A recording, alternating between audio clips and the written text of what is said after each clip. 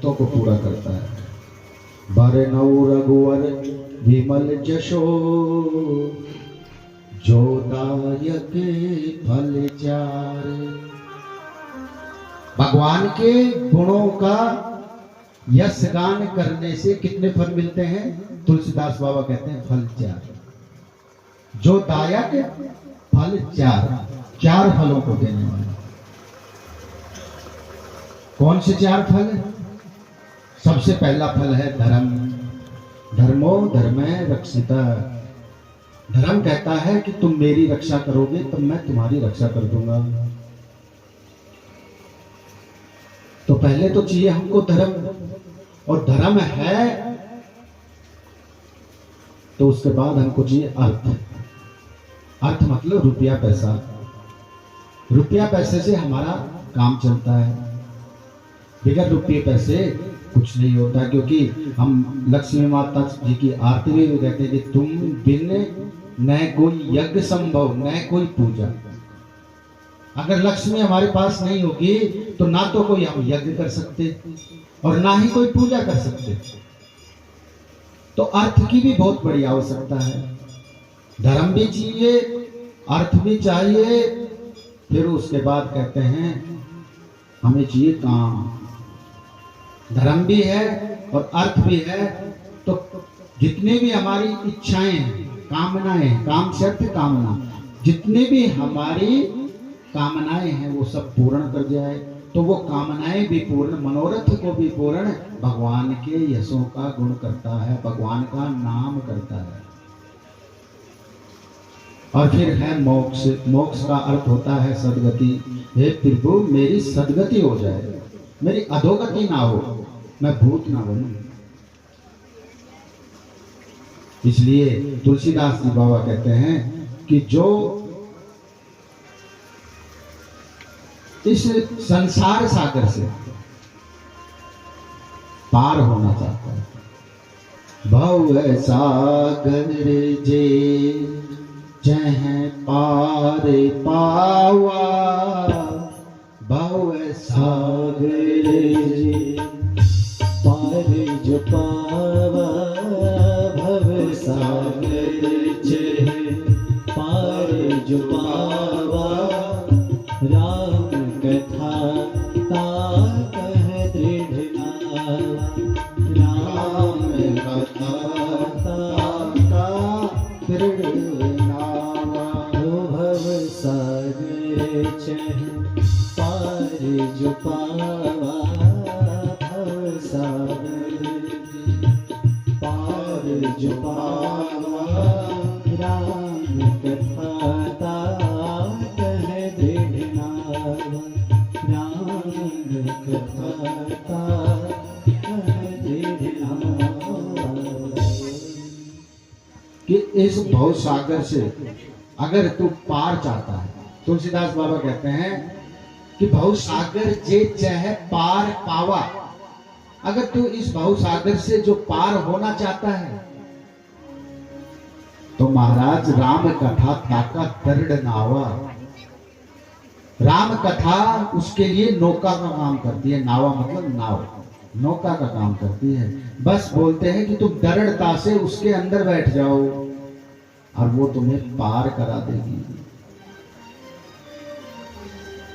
और महाराज नाव एक ऐसी चीज होती है जो सड़क पर रेत पे नहीं चलती है।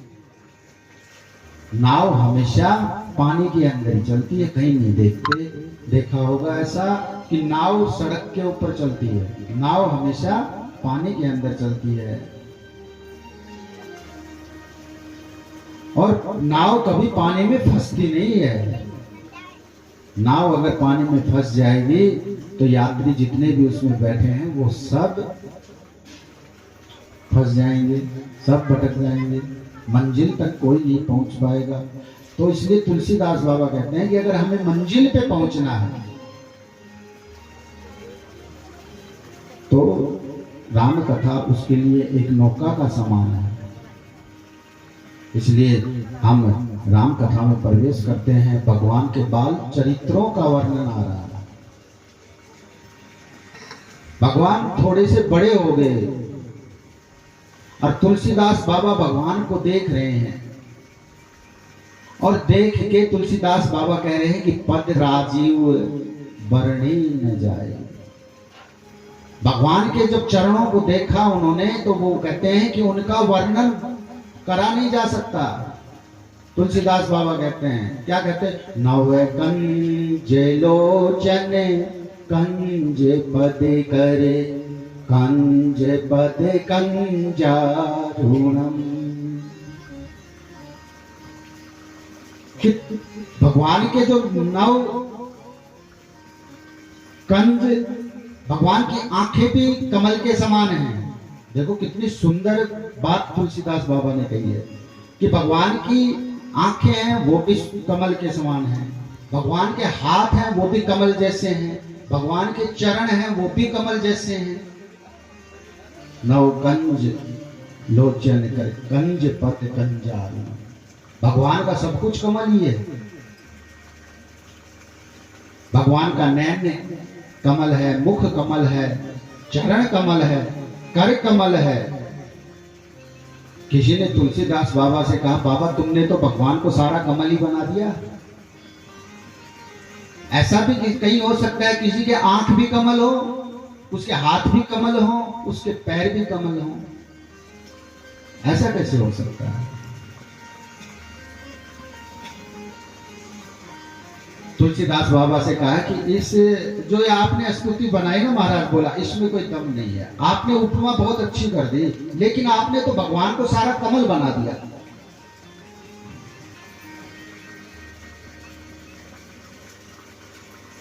और आज तक ऐसी कोई स्तुति भी नहीं है जिसमें भगवान को सारे कमल के रूप में वर्णन किया गया हो। कहीं पढ़ने को नहीं मिलेगी। सिर्फ तुलसीदास बाबा ने लिखा है अपनी वाणी में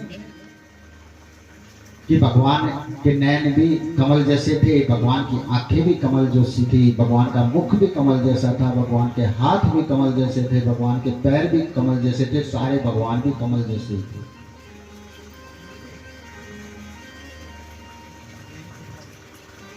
तुलसीदास जी कहते हैं कि इस तुलसीदास जी महाराज की इस रचना से बहुत अद्भुत इस जनमानस को एक संदेश मिलता है कि कर कमल है, चरण कमल है, मुख कमल है। तो तुलसीदास बाबा कहता है, बोले कमल की एक विशेषता रहती है। बोले क्या विशेषता रहती है? बोले कमल पानी में नहीं रहता, पानी से ऊपर रहता है। कीचड़ में होता है, कीचड़ में नहीं रहता है कमल। कमल कीचड़ से सदा ऊपर रहता है।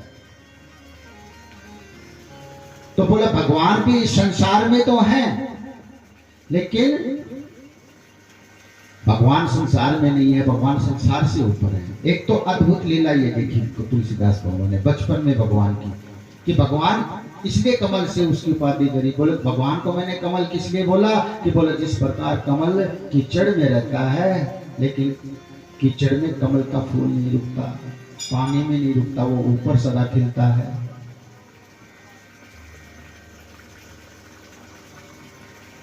तो तुलसीदास जी कहते हैं कि ये उसका निर्मल सात्विक भाव था कि भगवान इस प्रकार के निर्लिप्त थे। किसी चीज में भगवान, जरूर भगवान ने मनुष्य का रूप धारण किया था, लेकिन भगवान इस संसार में लिप्त नहीं थे, संसार से ऊपर उठे हुए थे।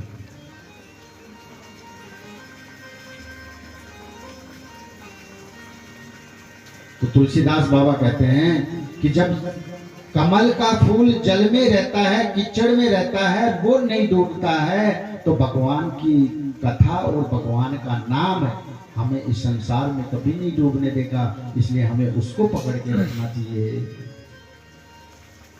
और तुलसीदास बाबा भगवान की बाल लीलाओं का वर्णन करते हुए भगवान कहते हैं कि पायलें बांध रखी हैं, पैरों में बाजे बांध रखी हैं और आंगन में अपने खेल रहे हैं।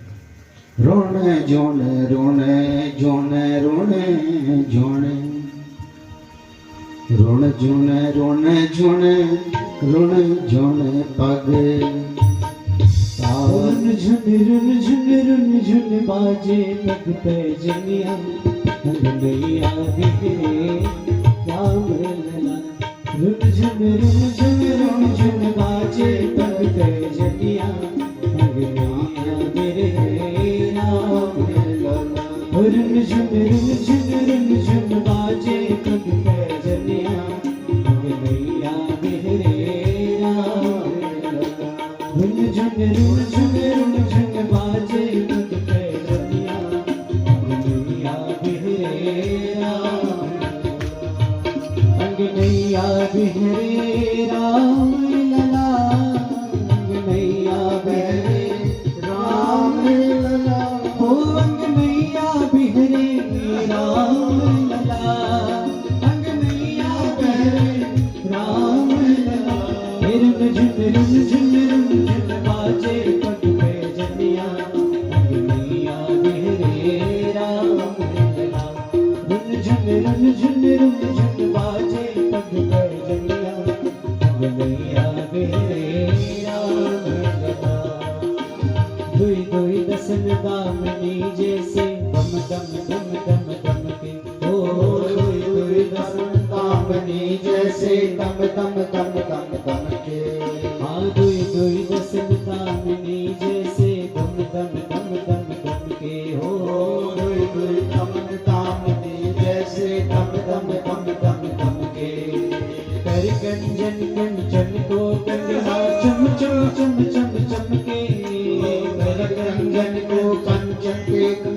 कर कंचन को कंचन के चम के। हो कर कंचन को कंगना चम के। कर कंचन के कंगना चम के। सोहे रुच रहिए मणिमाल कमर कर धनिया अंगनैया बिहरे राम लला। सोहे रुच रहिए मणिमाल कमर कर धनिया अंगनैया बिहरे राम लला। रुन झुन बाजे पग पे जलिया अंगनैया बिहरे राम लला। रुन झुन बाजे पग पे जलिया अंगनैया बिहरे राम लला। राम लला बिहरे राम लला। राम लला बिहरे राम लला। रुन झुन बाजे पग पे जलिया अंगनैया बिहरे राम लला। रुन झुन बाजे पग पे जलिया अंगनैया बिहरे राम लला। श्याम सरोज सुहावन काया पहिरे झबली पीली। श्याम सरोज सुहावन काया पैरे जगले पीली। श्याम सरोज सुहावन काया पहिरे झबली पीली। हो श्याम सरोज सुहावन काया पैरे जगले पीली। हो झील झबलिया के भीतर सो आभा झलके नीली। झील झबलिया के भीतर सो आभा झलके नीली। धनी धनी भाग भुसुंडी काग लगे किलकलिया अंगनैया बिहरे राम लला। धनी धनी भाग भुसुंडी काग